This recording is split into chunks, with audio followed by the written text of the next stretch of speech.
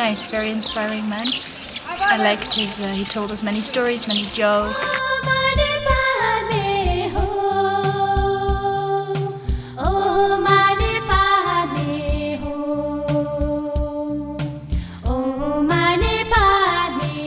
I very well remember that we used to cry because we are away from home, away from parents.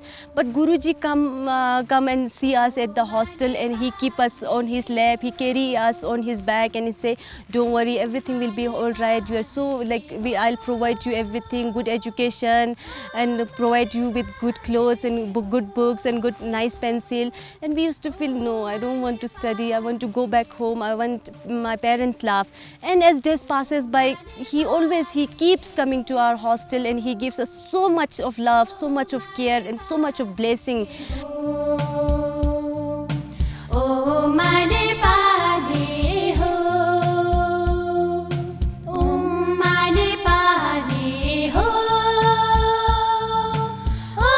In 1986, I formed a group to discuss about the relevance of spirituality in our daily life.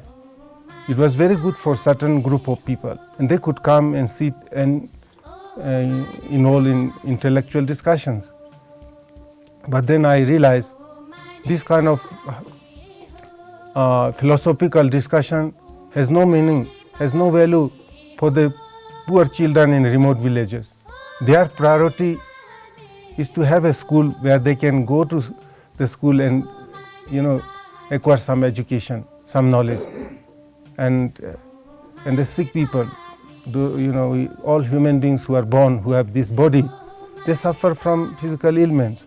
They need hospital, they need medicine, they need doctors. Similarly, those nomad people who live in a tent, have no house, and temperature is going minus 20, 30. For their priority is to have some simple house where they can be protected from the severe winter. I realized this clearly.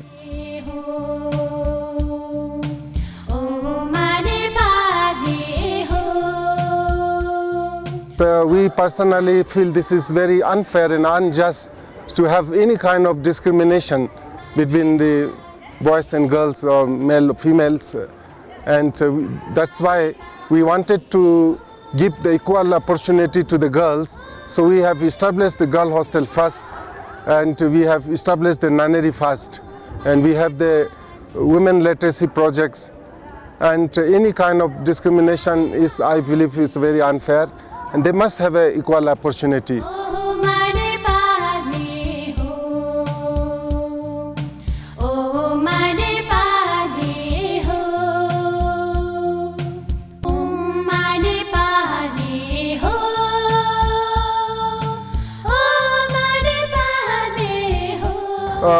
I started our school in the hostel with 25 girls from the most remote villages of Ladakh, scattered within the high mountains.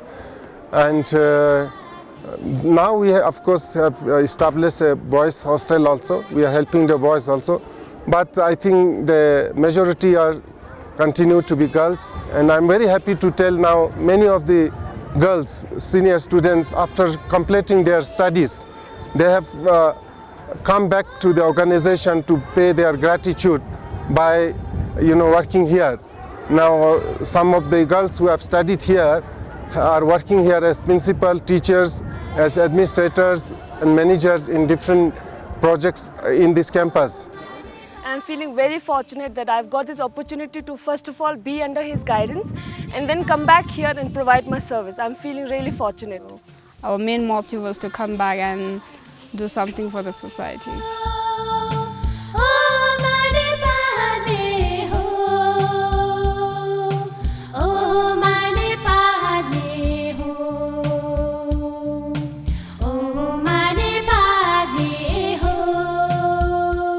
Yes, I'm very impressed because he built all this up out of voluntary energy of him and of other people who worked here.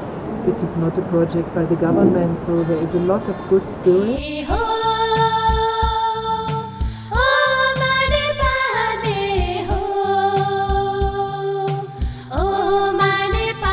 You will find home for elderly people in Europe, in also Bombay, Delhi, they are different. They are from well-to-do families. They have children, maybe they migrated to America, Europe, but they have house, money. Here, the poor, very poor elderly people who do not have children to take care of, they don't have home or wealth, money. That kind of elderly people are here. A few people might have some children, but they have gone here and there. They are not in a position to take care. So we have a very good connection in the people who live in this campus. Now more than 400 people are living in the campus. They live like a big family. All these elderly people, monks, nuns, children come together. The elderly people never feel that they are put separately in a home, or the children do not feel they are separated from their parents.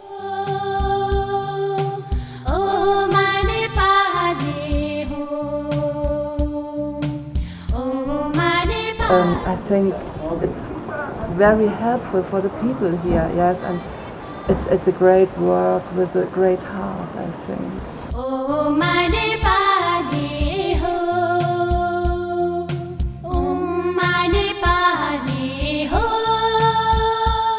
Very good singer. He played very good flute. He sings many songs. Yeah. Instantly he composed. Instantly compose and sing. Okay. She also is very good singer. Adult voice, every morning you greet me. Adult voice, you look happy to meet me. You look happy to meet me.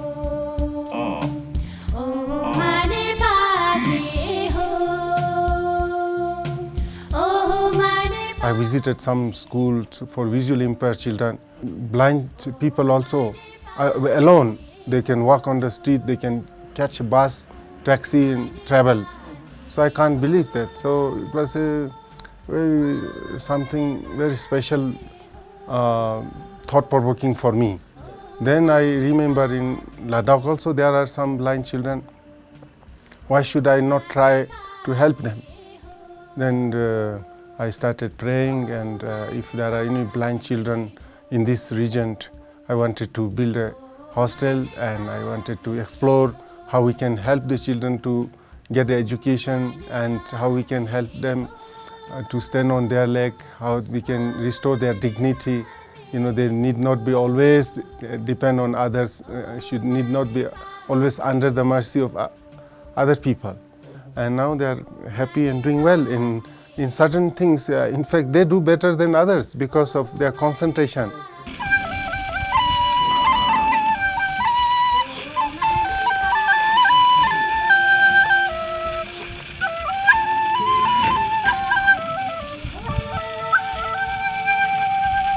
That he being a great yogi, Buddhist monk, Ehi pasiko panaiko pachatan veditapo vinyuhiti namo tasaniyanika sadhammasa. First to just sitting quietly, peacefully, and then slowly becoming aware of our body. You know, first we find a place, a peaceful place where we can relax, where we are free from the noise, distractions of noise, etc. Then we become aware of our body. We try to feel, try to experience the body part by part. So we try to become aware of the body. We relax the body, make the body calm and quiet, tranquil, serene, peaceful. Then we become aware of the mind, the thought. Then we check what is going on. All the thought can be divided into two parts, two categories, negative and positive. Thought rooted in greed, hatred, ignorance, egotism, jealousy, worldly things. Thought rooted in compassion, love, renunciation, wisdom. So usually our thought is rooted in worldly things because we live in the world things. We are surrounded by worldly things. So through meditation we can become aware of our body, relax the body, bring some sort of relaxation which promotes good health. Then the mind become mind and purify the mind. We become aware of the negative factors in the mind.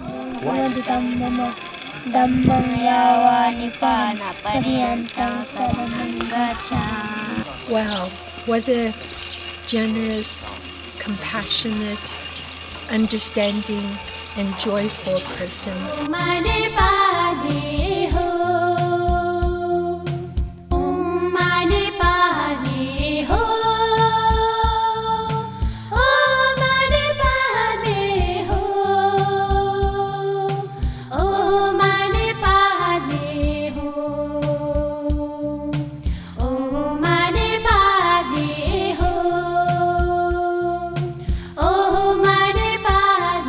We have initiated so many projects in our campus and few branches of schools, and all depend on donations.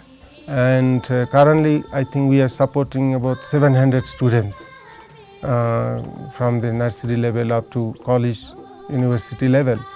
And all these children have a sponsorship program.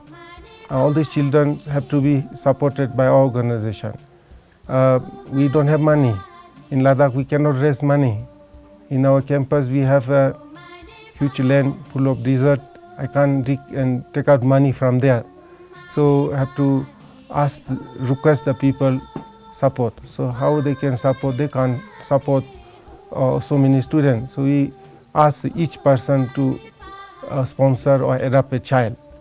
And that is how most of these students have an individual sponsor, which we here in our campus we manage with about 500 euro or dollars for 1 year, which includes which cover everything, all the need of the child, like clothing, food, medical care, tuitions, school fees, everything, transportation, everything.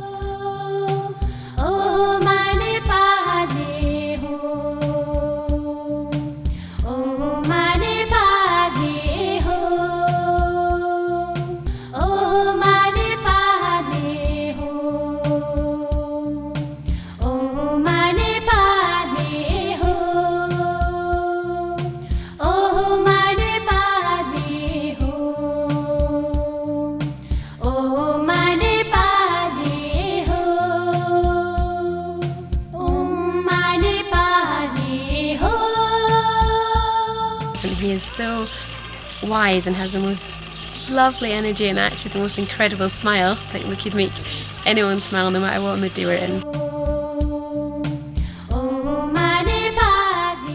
I was praying, Lord, please bless me. Please help me to get selected in the army. And I will do all justice. I will perform my duty very well. And with that prayer, with all the confidence in myself, I went there. And when the doctors were examining, they asked me, are you 18?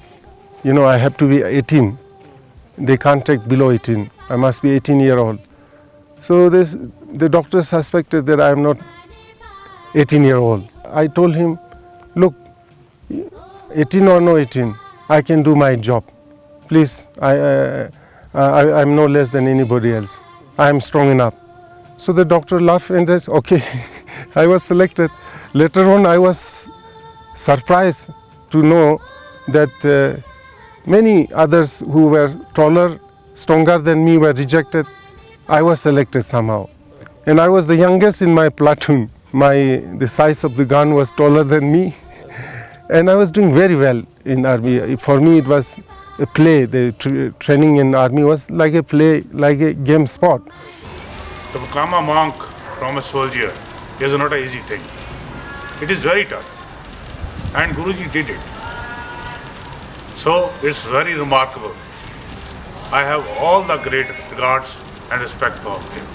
I enjoyed every bit of my life in army as soldier because there was no better life in Ladakh. And then later on, when I was 21-year-old, I met another boy who was a relative, my relative from the same village.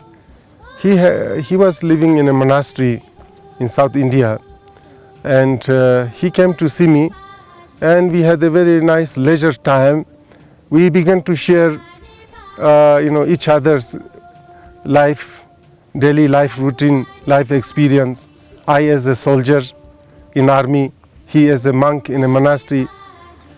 That was the turning point in my life, and I used to consider myself a very very devout and pious Buddhist, born in a Buddhist family, and my father especially was very religious, and he was like a yogi. He will never spend a single day without reading some holy scripture, without some prayer and chanting and performing some rituals. So I had a strong influence from my father, and though I had no chance to study the Buddhism formally, properly, I used to carry a picture of Lord Buddha and Dalai Lama and bow down few times in the morning, in the evening, and even in the military dormitory where I used to live.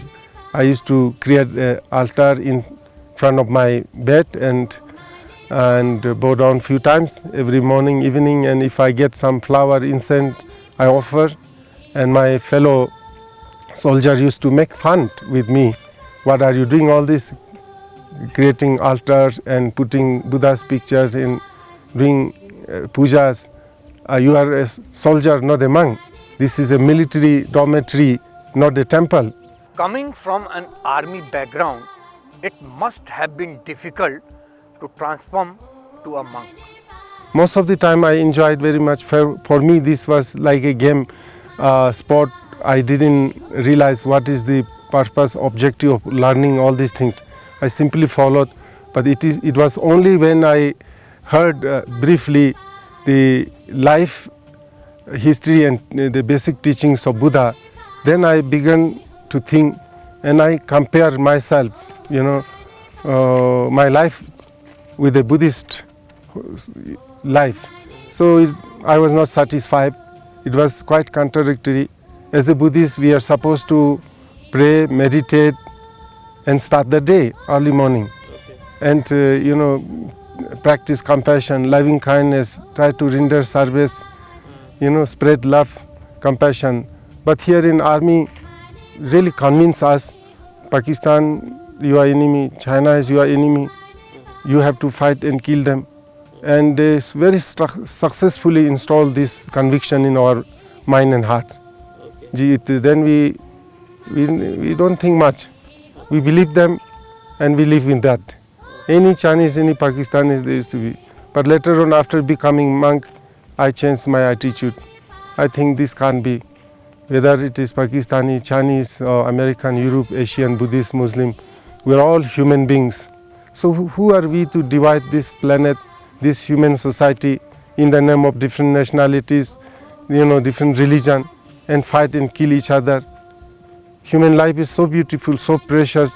We can live divine life here and now. This world could be like heaven. But unfortunately, we human beings, due to our ignorance, misunderstanding, misconception, and misinterpretation, we have divided this beautiful human society into so many groups, and then now we have turned this beautiful planet into a battlefield. Our prayer is that all the human beings realize that we are born on this planet to live in peace, in love, in harmony, and to serve each other, and to make life a celebration, not a war, not a fighting. Buddham saranam gacchami, dhammam saranam gacchami, sangham saranam gacchami, gacchami, gacchami, gacchami.